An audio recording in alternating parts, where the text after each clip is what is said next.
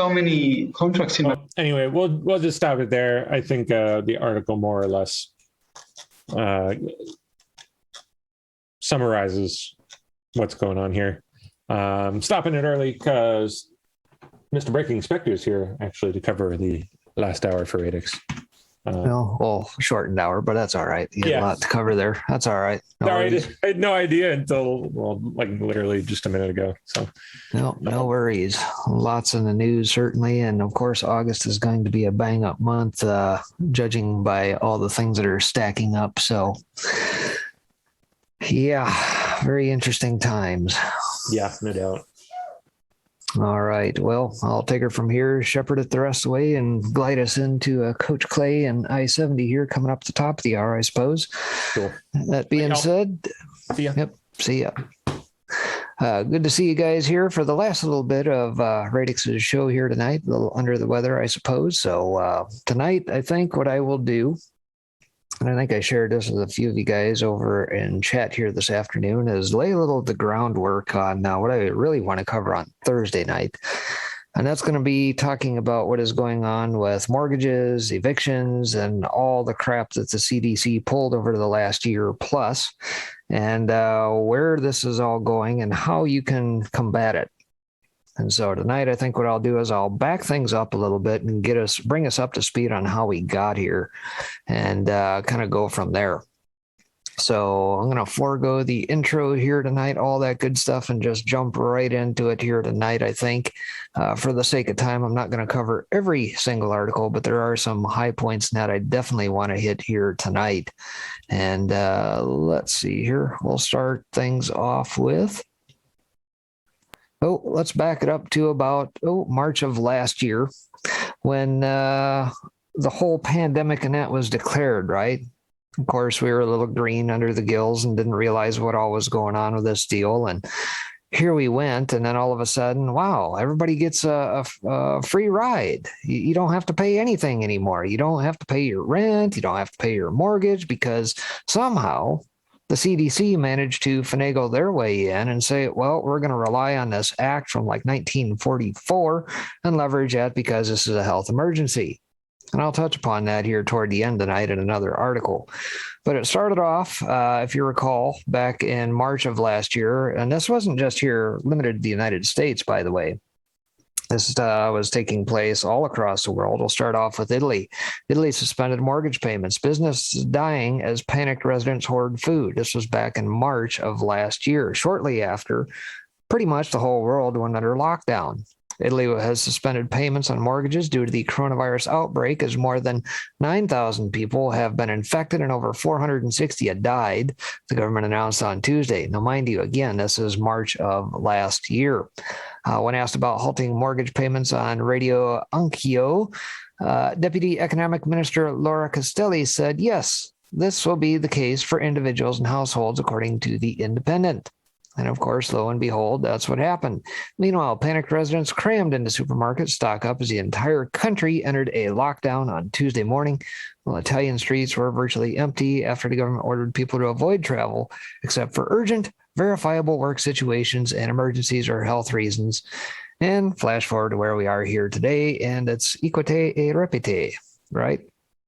Pretty much repeat the same thing over and over again, hoping people won't catch on. Flash forward into March 27th of last year. Ginnie Mae weighs bailout for servicers after major mortgage lender slashes 70% of workforce. Ginnie Mae, who is that, you may ask? Well, think of Fannie Mae and Freddie Mac, all of the backstoppers to mortgages and things of that nature behind the scenes. Ginnie Mae is right there with them. So March of last year, a top U.S. regulator is exploring whether to throw a lifeline to mortgage servicers stressed by the coronavirus pandemic by tapping a program meant to address natural disasters. Bloomberg reports that in order to prepare for an expected wave of missed payments as borrowers deal with the economic fallout from the virus, officials at Ginnie Mae are considering using relief programs most often activated in the wake of hurricanes, floods, and other calamities, according to people familiar with the matter. Mortgage industry lobbyists unsuccessfully tried to get Congress to include some sort of liquidity facility for servicers in the stimulus bill. Still, many servicers expect the Treasury Department and the Federal Reserve to create a lifeline for servicers out of other money in the $2 trillion package. And I want you to think here for a second. Again, this is March of last year. As this pandemic was unfolding, plandemic, scamdemic, whichever adjective you prefer to call it, it certainly was not a pandemic, of course. But I want you to think back to the stimulus that came out of Congress for the people. We had the PPP loans. It turned out to be a major con, and people took advantage of that. And people are still being nabbed for misappropriations and fraud and things of that nature. But more importantly, you've heard me talk about the Federal Reserve and what exactly has happened with them. Because over the last 18 to 20 months now, they have fired up the printing press to the nth degree. Turn it up to 11. Why do I say that? Well, to the tune of about 120 billion a month, they're injecting basically cash into the marketplace. About $80 billion worth of treasuries, as well as $40 billion worth of mortgage-backed securities every single month. Mortgage-backed securities. What are mortgage-backed securities? Well, I'm going to touch upon that here. If not tonight, I will definitely touch upon it on Thursday night as I kind of get into this. But in a nutshell, it's what your mortgage and all that becomes once it's securitized and goes out in the marketplace. You know, because at the end of the day, we don't have real money. We have debt. We sell debt. And somehow when you buy debt, it becomes an asset. That's how convoluted things are. In any case, let's flash forward into late March of last year. Britain's housing market freezes. Wave of delayed mortgage payments looms. One of the more unorthodox measures implemented by Number 10 Downing Street when it placed the entire UK on lockdown earlier this week was a virtual freeze of the country's housing market. For nearly a week now, the housing market across the country has ground to a halt as agents have been prohibited from marketing new homes. And on Thursday, the government took things a step further, turned that puppy up to 11, and banned visitors from viewing properties while the stay-at-home measures are still in force. The edict, not law, edict, decree, thus saith Bojo, thus saith whoever at the top, all edicts, not law, affects all transactions, blocking all transfers of title until further notice, while also banning evictions. It's basically forcing the entire country to stay put in whatever housing situation they have been living in. For those who don't have permanent housing arrangements, it's presumably been a struggle, but that's a relatively small slice of the population. This is about all prospective homebuyers in the UK can do right now. So again, this was not only affecting Italy, it also affected the UK as well as here. Lloyds and Barclays have already withdrew most of their mortgage offers and are expected to cut off all loans currently in the process of being made unless the borrower can put down 40%, because everybody has got that decent chunk of change laying around, especially if you've been laid off. And, again, this is as things were unfolding March of last year. Last day of March last year, March 30th, mortgage lenders demand Fed bailout after blaming Fed for forcing staggering, unprecedented margin calls. Margin calls, where have we heard that before? Little Redditors and that coming up against some of these outfits. Yeah. There's another epidemic ripping through America that for many on Wall Street is just as terrifying as COVID-19. And this time the Fed is to blame.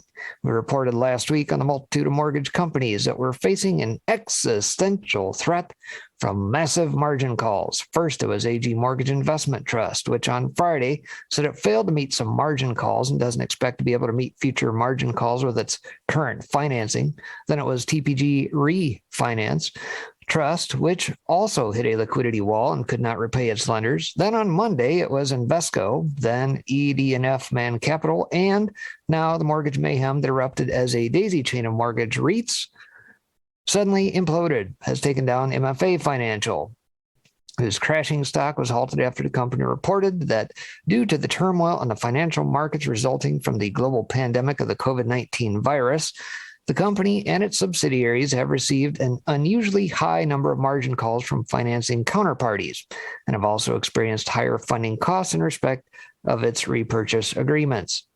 Invesco, ED&F, AG Mortgage Investment Trust, TPG Refinance. I'm sure you guys have all heard these places, right? No. These are the folks that buy up the securities because at the end of the day, what we believe, the bank holds the note, right? Or do they?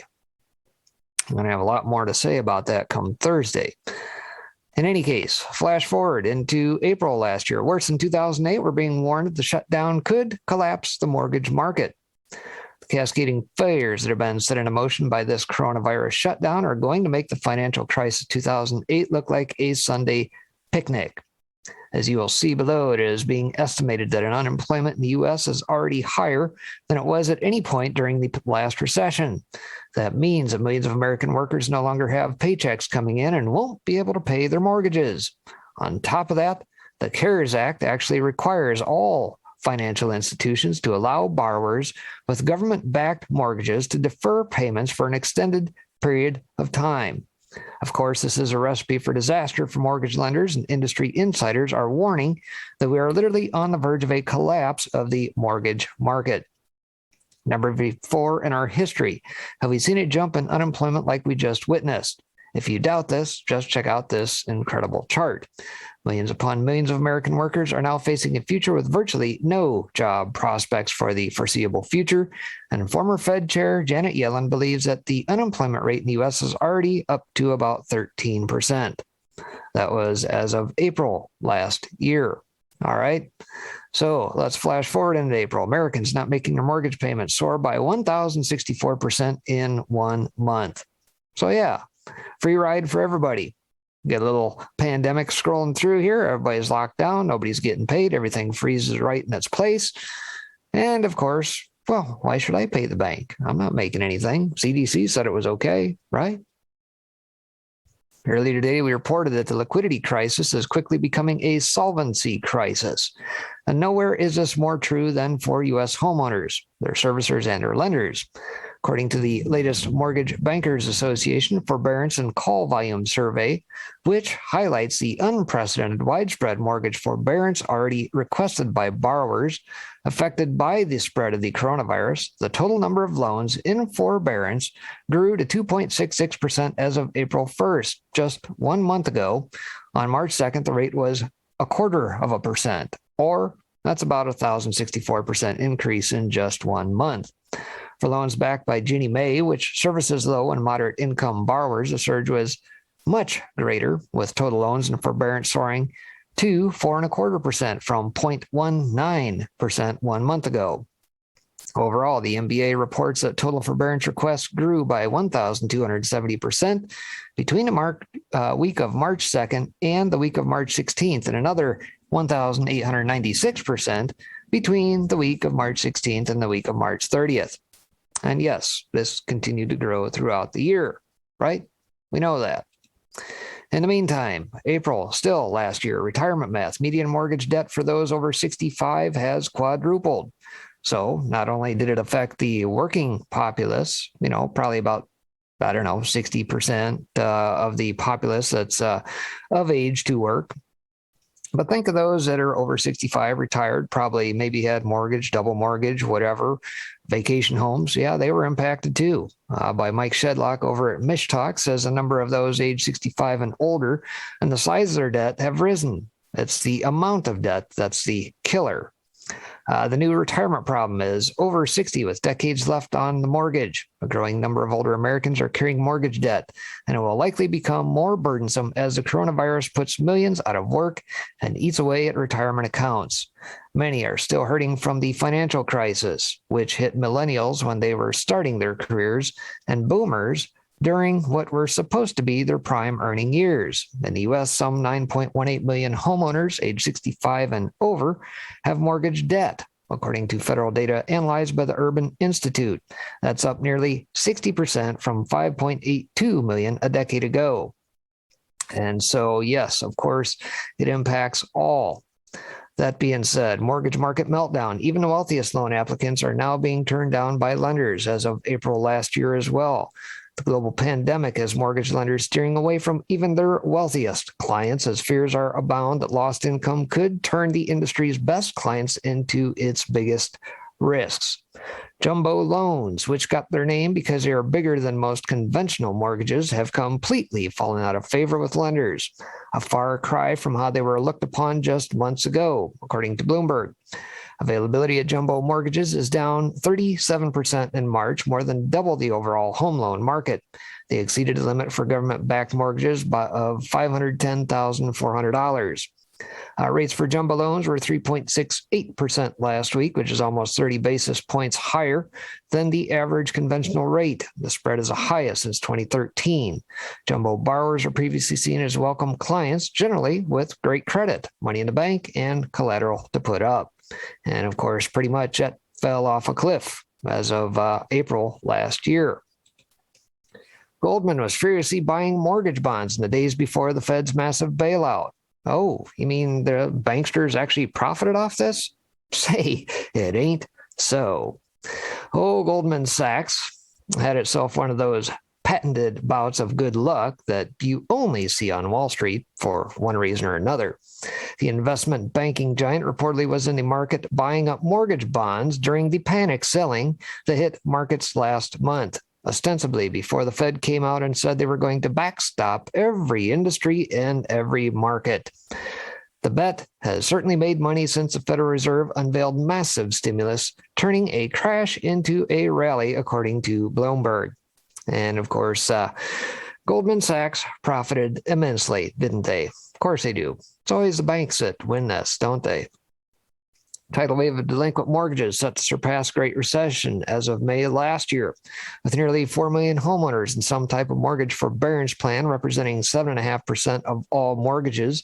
Delinquencies are set to eclipse the Great Recession, which peaked at 10%. According to a new report from UK-based forecasting firm Oxford Economics, and I'm sure they're real trustworthy. Wasn't it Oxford that was in conjunction with idiot over there that put together these analyses and whatnot, said millions were going to die from COVID, and it didn't happen. Anyway, 15% of homeowners will fall behind on their monthly mortgage payments in a tidal wave of delinquencies. Stimulus legislation signed by President Donald Trump allows any borrower with a federally backed mortgage to request forbearance for up to 12 months, meaning the homeowner can skip or make reduced payments during that time. Given the risk mortgage companies are facing right now, many lenders have imposed more stringent requirements for loan applicants. The uncertainty in the mortgage market has contributed to a significant tightening of lending standards that may persist even once a recovery is underway, Oxford Economics wrote, that according to MarketWatch. Keep in mind that Oxford Economics forecast is half of the potential mortgage bloodbath predicted by Moody's chief economist Mark Zandi, who said that as many as 30% of Americans with home loans, or around 15 million households, may stop paying if the U.S. economy remains closed through the summer or beyond. And of course, what did we see? Many parts of the country did not come out from under some of these edicts and decrees, especially in blue states. Red states, and that I'm sure were probably fine, came out smelling like a rose, no issues, no mandates, things of that nature. But the blue states, yeah, I'm sure they were hit pretty hard. All right, so continuing on through last year, commercial mortgage delinquencies were near record levels. So it didn't just impact the consumers like you and I for residential, but also commercial. Delinquency rates across commercial properties have shot up faster than at any other time. As thousands of restaurants, hotels, and local businesses in the U.S. struggle to stay open, delinquency rates across commercial mortgage-backed securities, the CMBSs, fixed income investment backed by a pool of commercial mortgages, have tripled in 3 months to 10.32%. Again, this is July of last year. So we are now, April, May, June, July, about 4 months into this scam-demic. As visual capitalist Dorothy Neufeld notes, in just a few months, delinquency rates have already effectively reached their 2012 peaks. To put this in perspective, consider that it took well over 2 years for mortgage delinquency rates to reach the same historical levels in the aftermath of the housing crisis of 2009. And here's some of the graphics behind that on commercial mortgage delinquencies near record levels. And of course, CMBS balance linked to major retailer closures, JCPenney, Neiman Marcus, a couple others, those down through there as well. So again, didn't just impact the little guys like you and I who have homes, things of that nature, but also commercially.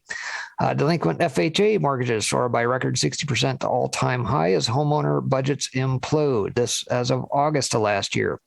Last month, we quoted from Wolf Richter to remind readers of something we discussed several months ago when we went over the details of the forbearance process and why so many banks have chosen to use it instead of rushing to admit their balance sheets are hammered with a record surge in delinquencies and defaults.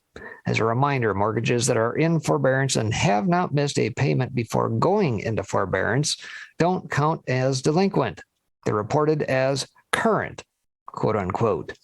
And 8.2% of all mortgages in the U.S., some 4.1 million loans, are currently in forbearance, according to the Mortgage Bankers Association. But if they did not miss a payment before entering forbearance, they don't count in the suddenly spiking delinquency data. Everything changed in April when there was a sudden onslaught of delinquencies, according to CoreLogic, which came after 27 months in a row of declining delinquency rates. These delinquency rates move in stages, and the early stages are now getting hit, with the transition from current to 30 days past due suddenly soaring. And there, of course, we see the major tick up. So this, again, August of last year. Moving throughout the year into September, an unprecedented move, CDC halts most rental evictions until end of 2020. And of course, this was then, and it had been extended a number of times. It's been to courts. Obviously, the July 31st stuff has now come and gone. And even here tonight, just before coming on, there's an article out from Mike Shedlock again highlighting the fact that Congress failed to act. CDC was pretty much rendered hapless. They got their wings clipped by a couple of court decisions. And so basically, for another 7 weeks, guess what's going to happen? Going to be a lot of evictions taking place, unfortunately.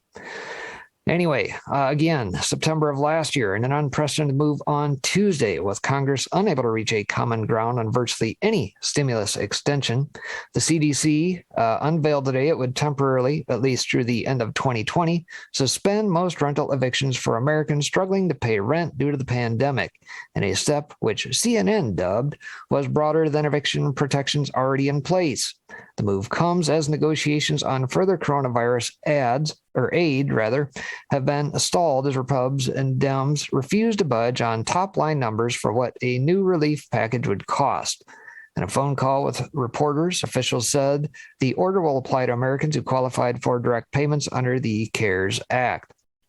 So moving through the year, mortgage rates hit record low for 10th time this year. In a world where over $16 trillion in debt now trades with negative yields.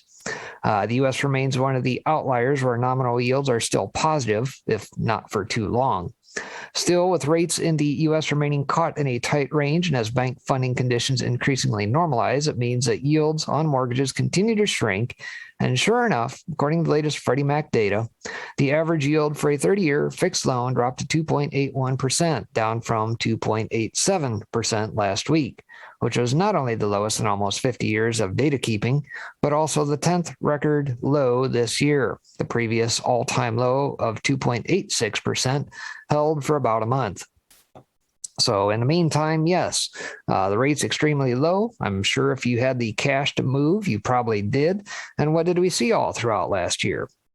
Masses of folks leaving the major cities, New York, moving to Florida, Texas, freer states, blue states, moving to red states. And of course, what has precipitated since then is homes being bought up left and right. Barely lasting days on the marketplace before they're snapped up, people overbidding by tens and tens of thousands of dollars, if not hundreds of thousands of dollars, sight unseen. And it's for those that have the cash, those that don't, well, you're pretty much hung out to dry.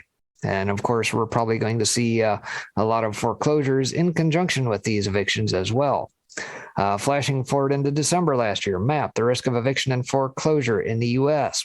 Alongside potential obstacles such as job loss, financial insecurity, and a subsequent inability to cover many upcoming bills, visual capitalist Avery Koop notes that many Americans are now facing potential home loss as well.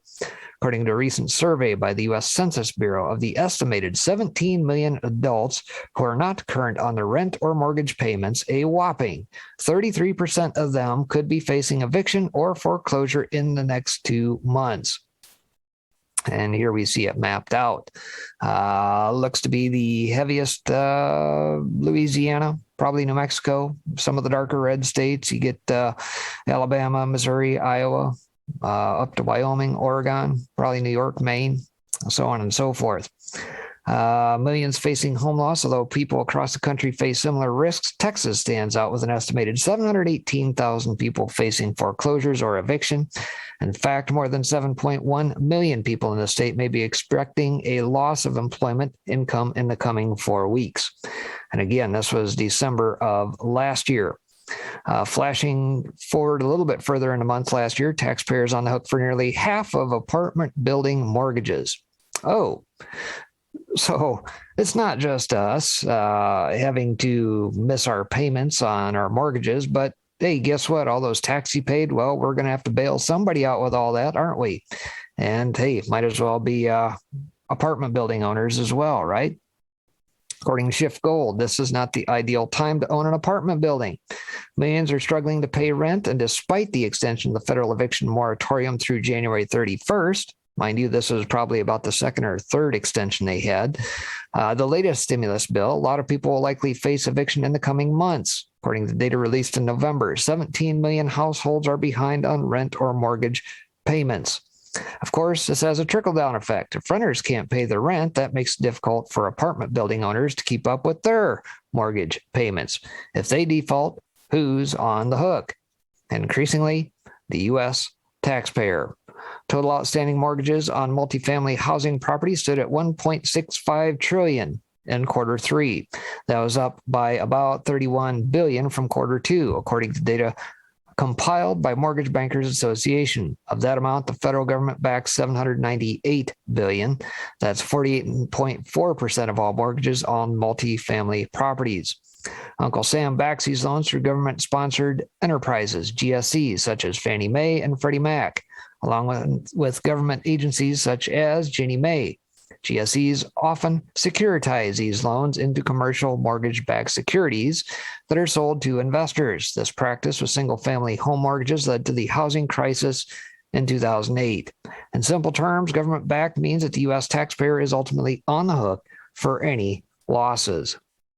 So it's not bad enough that the Dems put you out of a job. You can't pay your rent, your mortgage. Well, whatever scraps you may have left via Nancy Antoinette while she eats her ice cream out of her stocked freezer.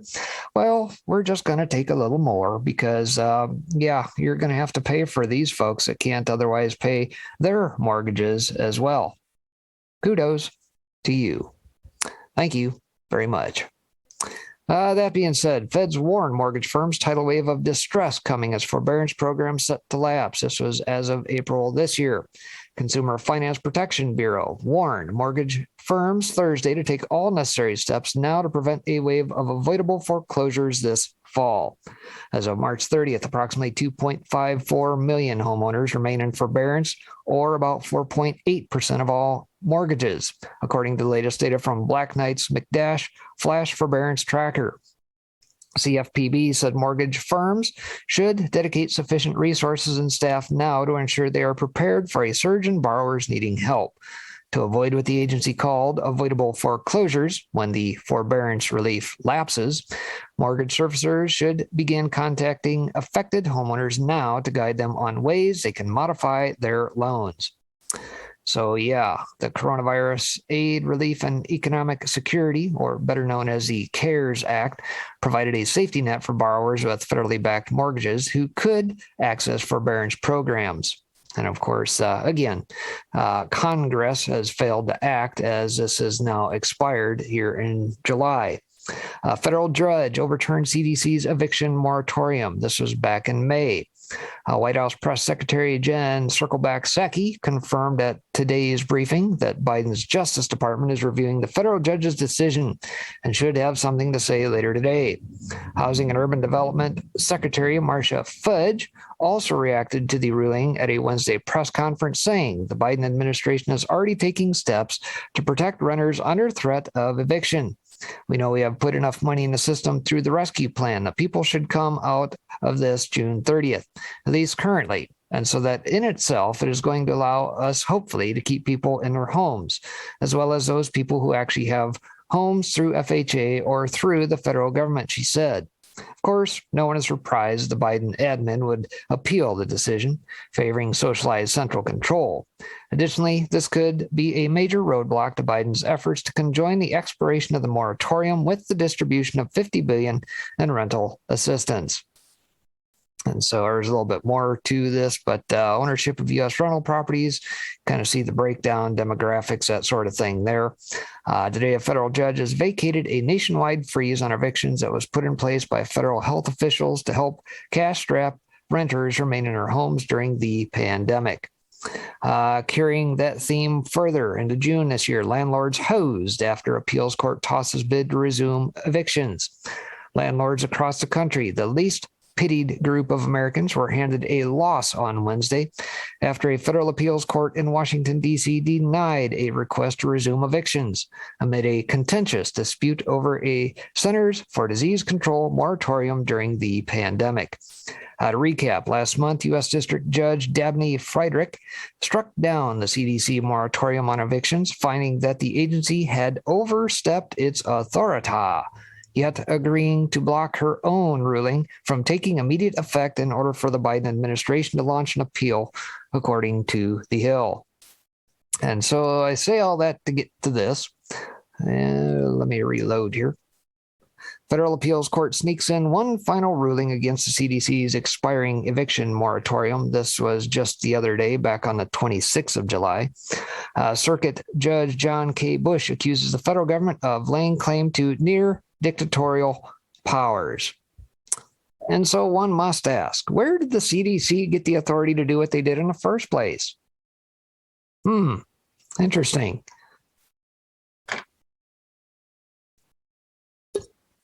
The government's eviction moratorium expires at the end of this week, meaning on the 31st. A federal appeals court in Tennessee just gave it one final kick on the way out the door. On Friday, the U.S. Court of Appeals for Sixth Circuit unanimously ruled that the U.S. Centers for Disease Control and Prevention exceeded the authority given to it by Congress when it issued a near comprehensive ban on evictions for non-payment in September of last year. The CDC justified that unprecedented policy, which applied to anyone making under $99,000 or couples making under $198,000 who signed a financial hardship declaration, by pointing to the 1944 Public Health Service Act. That law gives federal health officials the power to, quote, make and enforce such regulations, end quote, that are, quote, necessary to prevent the introduction, transmission, or spread of communicable diseases, end quote. I think there's a little bit of wiggle room in those remarks. Rather ambiguous, isn't it? Under both President Donald Trump and President Joe Biden, the CDC claimed that its moratorium was necessary for mitigating the pandemic spread. Otherwise, evicted renters would move into more crowded living situations, potentially bringing COVID-19 with them. But the CDC's powers, wrote Circuit Judge John K. Bush, are limited by the succeeding sentence in the Public Health Service Act. In order to carry out and enforce those regulations, the law says a CDC director may provide for such inspection, fumigation, disinfection, sanitation, pest extermination, destruction of animals, or articles found to be so infected or contaminated as to be sources of dangerous infection to human beings. Those specific grants of powers would be superfluous if the intent of Congress was to give the CDC power to impose any regulation it considered necessary, quote unquote, wrote Bush. Under the government's interpretation of the law, Bush continued, the CDC can do anything it can conceive of to prevent the spread of disease. That reading would grant the CDC director near dictatorial power for the duration of the pandemic, with authority to shut down the entire industries as freely as she could ban evictions. The Sixth Circuit's ruling represents the sixth time a lower court has struck down the CDC's moratorium, with most decisions similarly criticizing the near limitless powers the agency was trying to claim for itself. And I guess I'll stop that right there, because that's exactly what they had planned, folks. In case you didn't realize this was never about health. This was about control. Always about control. Controlling you, everything you do, controlling where you live. I mean, after all, folks, we have the Davos World Economic Forum Klaus Schwab types that says you will own nothing and be happy about it. I mean, we got an agenda to get going on here, folks. Agenda 21, Agenda 2030 is at hand. We got to shove all you plebes into the cities, those smart cities where you can be tightly surveilled. Everything you do, you buy, control every damn thing about your life. Right? That's where this is headed. And so I say all that to say this. This is the groundwork I'm going to lay here tonight for what I'm going to cover on Thursday and how you beat this back. There are a number of things, and I don't know how many of you guys either own your own home, rent your stuff, maybe subject to foreclosure and or evictions, what have you. But there are a number of things that you can do to protect yourself. And those are the things I'm going to cover here on Thursday night's show, right here. So stay tuned. I'll have a lot more to say about that, and we'll get after that on Thursday. That being said, appreciate you guys tuning in for a bit of an abbreviated show here this evening, filling in for Radix while she's out. I do see that Coach is in-house. How we doing, sir? Very good, Breaking Inspector. Good to hear from you again. How are things going in your neck of the woods? Oh, we're not doing too bad. Weather's good. Growing's good. I can't really complain. We're not hot like up in the Northwest. How's things up your way? Same. We're just getting out of a bit of a hot spell right now, and maybe some rain tonight. Definitely the trees and the forests, the grass sure needs it. But going back hot again this weekend. So fantastic. Up here, I got to enjoy the long summer as much as we can. Yeah, I don't disagree. Try to extend the old growing season as much as possible. And of course, picking zucchinis and cucumbers and tomatoes, and just got a load of green beans here going here today. So can't complain. No, that's some tasty stuff for sure. Right off the vine. That's right. Yeah.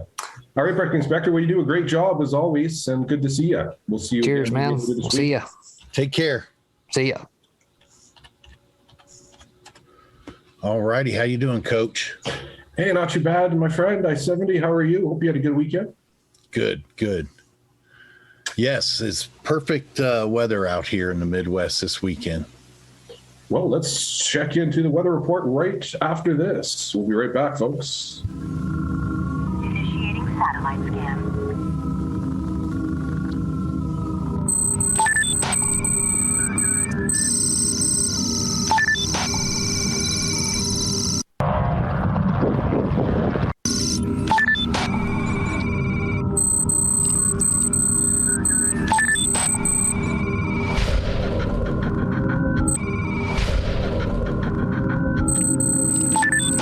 Satellite coming down. 3, 2, 1.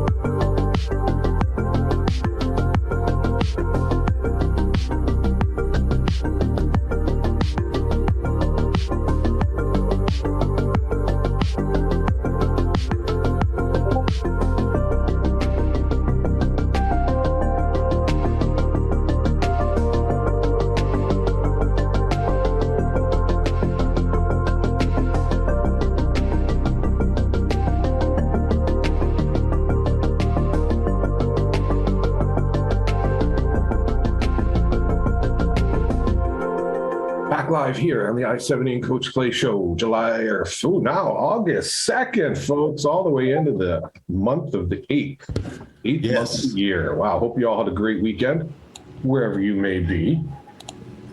Hey, I'm going to grab it real quick, if you don't mind, and share this with the audience. And